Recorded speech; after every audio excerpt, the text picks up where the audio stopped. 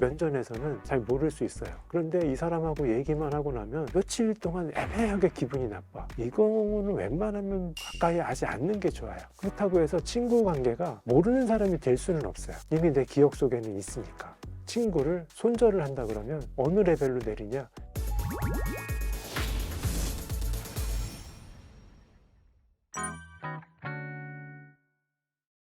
첫 번째는 이상한 사람이죠. 나랑 안 맞는 사람 내지는 나한테 피해를 주는 누군가가 있어서 그 사람이 내뱉는 말, 그 사람의 태도 이런 것 때문에 일단 첫 번째로 내 감정이 상하는 게 제일 많고요. 그런데 또 거기서 안타까운 것은 그때 내가 왜 대처를 못할까? 선생님 저는 왜 그때마다 적재적소에 타당한 반응을 못 보이고 있을까요? 하면서 그 사람만 미워서 스트레스를 받으면은 오히려 좀 나은 것 같아요. 그 사람을 미워하는 감정만 어떻게 추스리면 되니까. 근데 그게 이제 나에 대한 공격으로 이어져 가지고 그 사람을 싫어하는 마음도 문제고 나를 싫어하는 마음도 문제고 두 개가 생겨버려서 두 배로 더 힘든 것 같아요. 그 사람은 이미 말하고 지나갔어요. 나를 보고 요즘 좀 힘들어 하고 갔어요. 한 1초 정도 일어났던 일인데 이거를 머릿속에 딱 갖다 놓고 수만 가지 상념을 만들어내는 거죠. 내가 일을 못한다는 소린가? 얼굴이 안 좋아 보인다는 소린가? 내가 뭐 실수를 했다는 소린가? 여러 가지 의문을 만들어내면서 이게 막 2박 3일이 되고 일주일이 가고 그렇게 되거든요. 나중에 그럼 그때 했던 말이 무슨 의미인지 가서 물어보자. 무슨 뜻인지를 몰라서 우리가 지금 일주일째 전전긍긍하고 있으니까 물어보자 해서 물어봤더니 그분은 기억도 못 하는 거예요. 내가 힘들라고 물어봤어? 아닐 건데 막 이러고 있는 거야. 그래서 상대방과의 인간관계에서 오는 문제는 당사자들 간의 문제도 문제지만 어떤 씨앗이 심어져서 어떤 열매가 맺어지는지도 내가 어떻게 관점을 바꾸는지도 상당히 중요한 문제라서 그게 내가 어떻게 반응하고 대응하는지 어떤 관점에서 바라보고 있는지도 해결은 해야 되는 문제인 거죠. 인간관계에서 스트레스를 좀 덜 받으시는 분들은 자기의 대책이 있어요. 전쟁터에서 되게 유명한 격언이 있죠. 지피지기 백전백승 뭐 그런 얘기 있잖아요. 그러니까 적을 알고 나를 알면은 백전백승인데 인간관계가 어려우신 분들은 적을 알지도 못하고 나를 알지도 못해요. 그런데 자꾸 인간관계라는 전쟁터에서 만나니까 계속 그냥 혼나고 벌받고 지치게 되거든요. 그런데 인간관계에서 스트레스를 덜 받으시는 분들은 상대방이 어떤 사람인지 알고 있어요. 저 사람이 비난이라는 공격을 쓰는 사람이구나. 아, 저 사람은 좀 왜곡 반응을 하는 사람이구나. 저 사람은 좀 도발을 하는 사람이구나. 저 사람은 좀 긴 빠지게 하는 사람이구나 라고 상대방에 대한 어느 정도 분석을 해놓는다는 거죠. 이게 상당히 왜 중요하냐면 좀 떨어져서 생각을 할 수가 있다는 거예요. 아, 저런 사람 저런 사람 사이에 나는 어떤 사람이냐. 나는 비난을 좀 잘 못 받아들이는 사람이야. 비교에 취약한 사람이야. 근데 나는 좀 뻔뻔할 줄을 아는 사람이야. 상대방과 나를 객관화시킬 수 있다는 것은 이런 사람 저런 사람으로 분류가 가능하다는 거예요. 그런데 인간관계 힘들어 하시는 분들은 이 분류가 안 돼 있어요. 그냥 잘 되길 바라고 그냥 잘해주길 바라고 그냥 사랑받길 바래요. 그러면은 이게 지피지기가 안 되는 거죠. 그래서 인간관계에서 에너지 소모를 줄이려면 분류가 상당히 중요하다. 소리를 질러서 상대방을 불편하게 하는 사람이야. 그럼 나는 소리 지르는 거에 대한 어떤 대책을 가지고 있다는 거죠. 그게 뭐 맞을 수도 있고 틀릴 수도 있지만 분류와 대책이 있느냐 없느냐에 따라서 에너지 소모가 좀 달라지는 거죠. 헛소문을 막 만들어내요. 확대 해석 같은 거 하는 거죠. 이 프로젝트는 좀 가벼운 마음으로 하겠습니다. 뭐 했더니 쟤 대충 하겠대. 뭐 이런 식으로 막 확대 해석을 하는 거죠. 그래서 직장 생활을 할 때는 왜곡하는 사람이 있으면 요거는 좀 말대꾸를 어느 정도 해줘야 돼요. 안 그러면 이 사람이 엉뚱한 소리를 해서 나에 대한 이미지를 실추시킬 수 있기 때문에 즉각적으로 아닙니다. 저는 그런 생각을 해본 적도 없습니다. 라는 말을 내뱉을 수가 있어야 되니까 그때 딱 얘기를 하려면 미리 준비를 좀 해놔야 돼요. 저 사람이 왜곡을 자주 쓰는 사람이라면 그 사람하고 얘기를 하기 전에 소통을 하기 전에 그건 아닙니다 라고 부정을 하는 연습을 좀 해둬야지 이게 그때 바로 할 수가 있지 연습을 안 해놓으면 상당히 어려운 일이죠. 비난은 어쨌든 공격이거든요. 친구가 나한테 너 왜 그러니? 너는 성격이 왜 그런 모양이니? 그러면은 야, 비난하지 마. 이렇게 할 수 있겠죠. 하지 마라는 신호를 보내줄 수 있는 게 비난에 대한 대처인데 만약에 뭐 직장 상사야. 그러면은 하지 마가 좀 애매하죠. 그러면 또 자기만의 하지 말라는 신호를 개발을 해 놓는 거죠. 요즘 직장인들 제일 많이 쓰는 하지마의 신호는 냅인 것 같아요. 냅 하면은 말이 냅이지 하지 말란 뜻이에요. 냅에다가 느낌표 치는 거. 그러니까 그 되게 좋은 것 같아요. 그런 식으로 자기만의 하지마 신호를 개발해 놨다가 상급자한테는 냅을 쓰고 친구들한테는 하지마를 쓰고 분위기가 좋을 때는 저는 좀 비난보다는 잘한다 잘한다를 소리를 들으면 잘하는 스타일이에요. 이렇게 말하는 것도 사실은 나 비난하지 마라는 말의 포용적인 태도거든요. 그런 식으로 하지 마 신호를 여러 단계로 마련을 해놨다가 기회 있을 때 그걸 맞춰서 이제 써야죠. 상대방이 눈치를 못 챌 수도 있잖아요. 네. 그래도 괜찮은 건가요? 그러니까 내가 하고 싶은 대로 다 할 수는 없지만 어쨌든 나는 했다라는 생각이 들어서 자존감이 좀 자괴감으로 이어지지는 않게 해주는 것 같아요. 근데 요즘 분들은 센스가 다 있으셔서 랩하면은 아 그만해야겠다 생각이 들죠. 이거 보신 분들이 이제 센스가 생겼겠죠.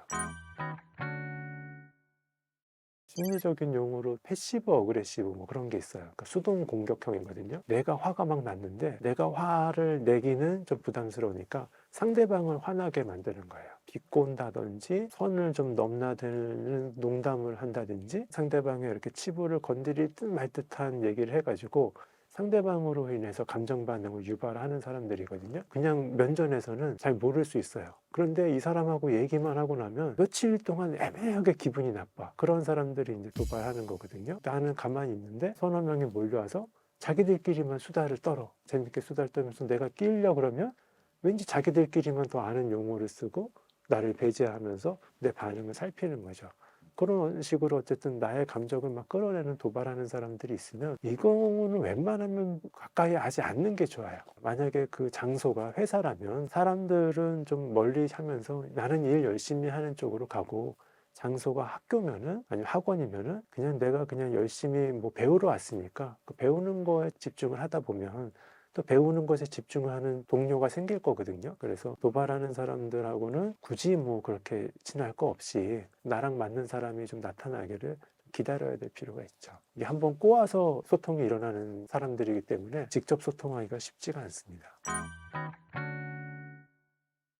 우리 인간관계 중에 제일 많은 거는 모르는 사람이거든요. 모르는 사람하고는 뭐 손절이고 뭐고 없어요. 이미 모르는 사람이니까. 그 다음 단계는 뭐냐면 아는 사람이에요. 지인관계. 그 다음이 친구 관계거든요. 그 다음 연인, 뭐 가족이 있는데 어쨌든 친구 관계인데 이 사람이 손절이야. 아, 이제 싫어. 그렇다고 해서 친구 관계가 모르는 사람이 될 수는 없어요. 이미 내 기억 속에는 있으니까. 친구를 손절을 한다 그러면 어느 레벨로 내리냐? 지인 레벨로 내리는 거예요. 친구는 사적인 관계거든요. 요즘 뭐 어떻게 지내냐, 뭐 안부 인사도 할 수 있고, 가족의 안부도 물을 수 있고, 그런 사적인 관계가 친구였는데, 지인 관계가 되면 공적인 관계로 바뀌거든요.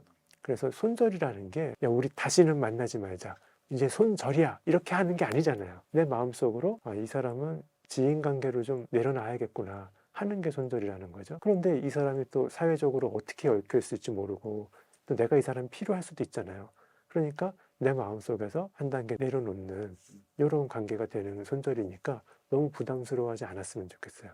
근데 지인 관계 중에서도 손절할 수 있잖아요. 그 지인 관계는 아는 사람이고 필요에 의해서만 만나는 사람이었는데 야, 이 사람은 지인도 못하겠어. 그러면은 핸드폰 번호 지워버리는 거죠. 그럼 이제 모르는 사람이 되는 거예요. 카톡도 그냥 지워버리는 거죠. 그럼 내가 만약에 이 사람이 필요할 때도 우리 사람은 모르는 사람이기 때문에 부탁할 일이 있어도 다른 사람한테 부탁을 하거나 이렇게 되는 거죠. 그래서 뭐 손절이라는 게 뭐 거창한 무언가가 있는 게 아니라 단계를 한 단계 낮추는 단계가 되는 거라는 거죠. 기준으로 따지면 내가 이 사람을 만날 때마다 기분이 안 좋아. 내 기분이 100점이었었는데 70점이 자꾸 되는 게 반복이 되면 한 3번 연달아 발생했어. 그 정도로 기준 삼으면 될 것 같아요. 한 번 정도는 저는 기회를 주는 게 좋다고 생각해요. 특히 친한 사이라면, 가까운 사이라면 이 사람도 모르고 그랬을 수 있으니까 사실은 반대의 사람이었을 수 있으니까 한 번 정도는 기회를 주고 조금 지구력이 있으신 분들은 뭐 3번까지, 5번까지 그건 사람들마다 좀 다르죠. 주식하고 비슷하다고 보거든요. 인간관계를. 우리가 주식시장에서 손절 칠 때도 마이너스 30% 났을 때 치는 사람이 있고 50% 났을 때 치는 사람이 있고 자금 여유가 좀 있는 사람들은 더 오래 버틸 수도 있는 거잖아요. 그렇듯이 몇 번의 기회를 줄지는 사람들마다 다르겠지만 우리 몸에는 감정이라고 하는 세계가 있거든요. 내가 이 사람하고 있을 때 뭔가 불편하고 안 좋으면은 이 사람과 관련된 모든 정보가 다 수납이 돼서 감정적으로 발산을 해주는 거예요. 위험하다고 피하라고 하거나 그 신호를 애써 무시할 필요는 없는 거죠. 방어력, 삶의 대인관계 기술은 솔직히 타고나는 분들이 있기는 있어요. 그냥 아기 때부터 대인관계 천재들이 있어요. 그거는 뭐 어쩔 수가 없어요. 재능 있는 사람들은 어디나 존재하기 때문에. 근데 대부분은 재능이 없죠. 반반이라고들 하는데 뭐 재능이 없어도 우리 다 살잖아요. 뭐 공부에 재능 없는 사람도 공부하고 운동에 재능 없는 사람도 운동하듯이 그런 삶의 기술은, 인간관계 기술은 학습으로 충분히 커버는 가능합니다. 뭐 학습을 한다고 또 천재가 되진 않겠지만 어느 정도 사회생활은 가능할 정도는 됩니다. 문제는 무관심하면서 잘하고 싶은 거예요. 인간관계 기술을 어떻게 높여야 될지 책 한 권 안 읽었어. 동영상 한 권 안 봐. 그러면서 그냥 잘하고 싶은 거예요. 그게 제일 문제거든요. 수많은 인간관계 전문가들이 책도 쓰고 강의도 하고 또 어떤 뭐 드라마, 영화 거기도 수많은 인간관계 기술과 인사하는 법과 헤어지는 법이 나오거든요. 그런 걸 볼 때 아, 인간관계 기술 저거는 좀 나도 해봤으면 좋겠다.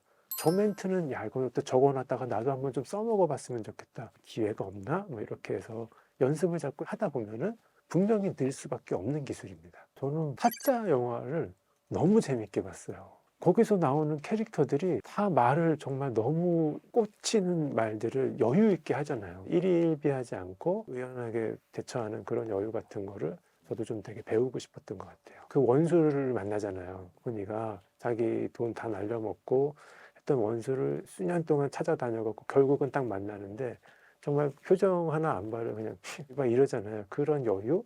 저는 그게 너무 좋은 거예요. 저랑은 좀 반대니까. 저는 좀 예민한 편이고 까칠한 편인데 되게 여유 있게 누군가를 대하는 걸 보고서는 저는 그걸 좀 따라한 적이 있었거든요. 따라하다 보면 말투만 따라하다 봐도 정말 그 사람의 생각도 좀 변하는 것 같아요. 그래서 계속 롤 모델을 좀 찾아보는 거죠. 저런 말투 한번 흉내내 보고 싶다. 저런 인사법 해보고 싶다 해서 실제로 쓰다 보면 분명히 자기게 됩니다. 제일 안타까운 경우가 자신에 대해서 되게 살벌한 표현을 쓰는 거예요. 사랑하는 사람하고 뭐 헤어질 수 있잖아요. 얼마나 안타까워요. 안 그래도 기분이 안 좋은데 저는 버려졌어요. 극단적으로 자기 자신에 대해서 자기 자신도 모르게 낙인을 찍는 거예요. 마음이 되게 힘들다. 이렇게 얘기하는 게 아니라 죽음, 버려짐, 망함 뭐 이런 식으로 본인에 대해서 살벌한 표현을 쓰면서 한 번 더 기분이 나빠지는 그런 습관들이 있으신 분들이 있고요. 두 번째로는 오류가 생길 수밖에 없는 문장을 쓰시는 경우가 있어요. 우리가 흔히 쓰는 문장 중에 그런 거 있거든요. 내가 왜 이런 일을 겪어야 하죠? 이런 거 있어요. 시험에서 떨어졌는데 내가 왜 떨어져야만 하죠? 내가 왜 불행해야만 하죠? 이러면서 내가 왜 불행해야만 하는 이유를 자꾸 막 찾아요. 그런데 그 문장에는 두 가지 문장이 섞여 있는 거예요. 나는 왜 불행해야만 하는가는 뭐냐면 나는 불행해야만 한다. 그 이유는 무엇인가? 이렇게 돼서 어떤 답을 찾더라도 나는 불행해야 된다라는 전제에 동의를 해버리게 되는 거예요. 그런 문장을 자꾸 구사하시다 보면 나도 모르게 내 불행을 합리화하게 되고 내 인생을 불행한 쪽으로 선입견을 갖게 되기 때문에 이런 문장은 좀 안 쓰시는 게 더 나을 것 같아요. 마지막으로 자신의 방어력을 낮출 수 있게 하는 습관 중에 하나가 독심술 쓰는 습관이에요. 그러니까 남의 마음을 자꾸 읽으려고 해요. 독심술을 제가 만약에 쓰고 있었으면 지금도 계속 인터뷰를 하면서 내 대답을 지금 만족했을까? 카메라맨들 표정 보면서 저분들이 지루해하지는 않을까? 저분은 지금 방금 전에 얘기한 거 재미없어 했어. 이런 식으로 남의 마음을 자꾸 읽으려고 하면서 내 집중력을 분산을 시키는 거죠. 그러니까 힘든 거를 더 힘들게 만들고 내 체력을 바닥나게 만드는 거죠. 근데 이분들이 독심술을 못 끊는 이유가 본인이 남을 배려한다고 생각을 해요. 나는 지금 카메라맨 선생님을 배려했어. 내지는 본인 눈치를 보고 있다고 생각해요. 근데 그 눈치 보는 거나 배려하는 거랑 상관없이 자꾸 남의 마음을 읽으려고 하는 습관이거든요.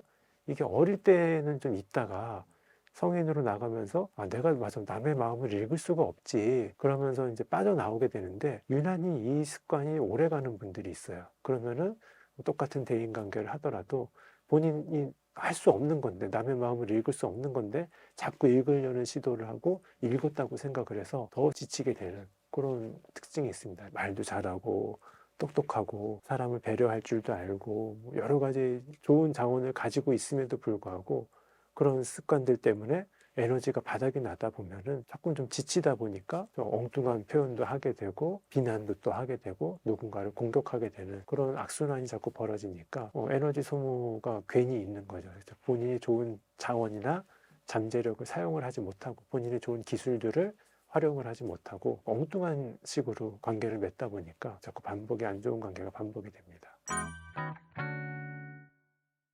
내가 가지고 있는 습관이 무엇인지를 알고 습관 때문에 어떤 일이 생겼는지를 아는 게 상당히 중요하다. 일단은 습관이라는 게 무의식적인 반복이거든요. 그냥 하게 됩니다. 독심술이 있었구나라는 걸 제가 이제 알려드렸잖아요. 그래도 무의식적인 반복이라서 독심술 때문에 내가 힘들었군요 하면서 또 독심술을 또 써요. 독심술이 있었으니까 나를 얼마나 한심하게 생각했겠어. 이런 식으로 습관을 알게 됐다고 해서 바로 끊는 경우는 거의 없어요. 그래서 한동안 해야 될 게 뭐냐면 이 무의식적인 반복이었으니까 이걸 의식적인 반복으로 끌어올리는 거예요. 그래서 나도 모르게 쓰던 독심술을 이거 내가 또 독심술을 썼네 하면서 계속 의식 위로 끌어올리는 작업들을 하는 게 필요합니다. 이게 한 일주일에서 한 2주일 정도 있어야 돼요. 그러다 보면 내가 독심술이 있었구나라는 걸 알게 되고 또 하나 알게 되는 게 독심술 때문에 어떤 일들이 생기고 있었었는지를 또 알게 돼요. 담배 끊는 거랑 비슷하거든요. 담배 못 끊는 사람들은 처음에는 담배가 몸에 나쁘다는 걸 분명히 알아요. 알려줬어. 알았어. 그런데 좀 있으면은 담배를 피는 게 스트레스 해소에는 좋지 않을까? 이렇게 생각해서 또 피거든요. 그러니까 자꾸 까먹는 거예요. 어디다 그래서 자꾸 적어 놓아야 되는 게 피상적으로 알다 보니까 자꾸 모르는 단계로 빠지는 거라서 내가 어떤 습관이 있고 어떤 영향을 끼치고 있는지 어디다가 좀 적어 놓고 계속 반복해서 아는 게 필요하고요. 중요한 건 뭐냐면 습관이 처음에 시작될 때는 그렇게 나쁘진 않았던 거예요. 그래서 정이 다 들어있어요. 내가 만약에 늦잠을 자는 습관이 있으면 이 늦잠 자는 거하고 정이 붙어 있어요.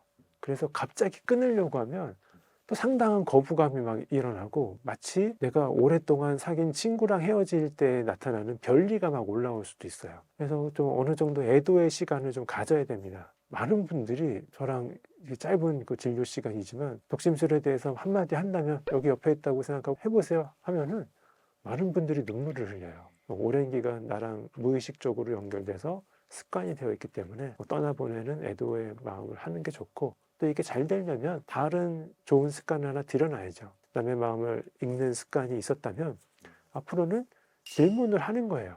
피디님 아까 건질 것 좀 있었어요? 쉬는 시간에라도 그렇게 물어볼 수 있고 지루하게 만든 것 같으면 끝나고 나갈 때 지루하셨을 텐데 재미없게 해서 죄송합니다. 이렇게 해서 나 혼자 생각하고 끝나는 게 아니라 표현을 하고 궁금한 거 있으면 물어를 보는 게 낫지 막상 그렇게 한다고 해도 싫어하는 사람이 거의 없더라고요. 만약에 싫어하더라도 그거는 안 물어봤어도 화를 낼 사람이었고 어딘가에서 화가 난 사람이었지 궁금하면은 물어보면 되는 거고 미안하면은 미안하다고 얘기하면 되는 거지 그걸 나 혼자서만 생각하고 있으면 오히려 더 오해가 생기니까 앞으로는 독심술 말고 좀 표현하는 습관을 새로 들여보자. 표현 처음에 하는 거야 익숙하지 않으니까 좀 우당탕탕 하겠지만 이것도 계속 다듬다 보면은 5년 10년 하다 보면 세련되게 될 테니까 새로운 습관을 마련해 놓는 거 그런 식으로 이제 나가야죠. 그러니까 첫 번째 인식한다. 그리고 그 여파까지 인식한다. 그리고 오래된 습관을 떠나보낼 마음의 준비도 하고 애도를 한다. 그리고 다른 습관으로 갈아탈 좋은 습관들을 좀 찾아봐서 대체를 한다. 그런 식으로 진행되면 좋겠습니다. 인간관계 상처가 생기면 많은 분들이 오해를 하는 게 만약에 부장님 때문에 내가 속이 상했어. 슬픔이 막 철철철 흘러. 그러면 이 슬픔을 나를 가해한 부장님이 해결해 줘야 된다라고 생각에 빠지기가 쉬워요. 그래서 부장님이 해결해 주지 않으면 해결이 안 될 것이다. 비근한 예로 부모님한테 상처가 있어서 부모님 말고는 해결해 줄 사람이 없다. 꼭 그 가해한 사람한테 상처를 해결해야 된다고 생각해서 자꾸 그 사람한테 가요. 계속 또 상처를 더 만드시는 경우가 있는데 우리가 칼에 베었을 때 칼한테 상처 치유해내라고 하지 않잖아요. 따로 연고가 있고 따로 반창고가 있고 공격을 하는 것과 나를 보호해 주는 것은 다를 수 있으니까 나의 마음의 상처, 그 슬픔에 대해서는 드라마가 치유를 해줄 수도 있고 영화나 문화적으로는 치유도 받을 수 있고 산이나 나무나 하늘이나 자연이 치유해 줄 수도 있고 또 전문가들, 상담자들도 치유해 줄 수 있고 나의 상처를 준 원인과 해결은 다를 수 있다. 달라도 된다라는 사실까지 꼭 기억해 주셨으면 좋겠어요. 제가 꼭 드리는 조언 중에 하나가 플랜 B를 설정하라거든요. 오늘 제가 말씀드린 게 도움이 되는 게 플랜 A예요. 도움이 됐으면 좋겠습니다. 근데 만약에 도움이 안 됐을 수 있잖아요. 그랬을 때 나타나는 게 플랜 B예요. 세상에는 또 우리나라에는 저만 있는 건 아니거든요. 소진증후군을 다루고 여러분의 정신 건강을 위해서 노력하시는 수많은 전문가들이 정말 많으세요. 그러니까 저는 수많은 사람 중에 한 명일 뿐이고 실력도 그렇게 뛰어난 축에 속하진 않아요. 그래서 만약에 도움이 됐다면 참 다행이지만 도움이 안 됐더라도 이게 끝이 아니라 해피엔딩은 남아있을 수 있고 다른 분들이 또 도움 많이 주실 수 있으니까 세상에서 메시지를 보내주시는 수많은 사람들의 메시지를 하나하나 체험을 좀 해주셨으면 좋겠습니다.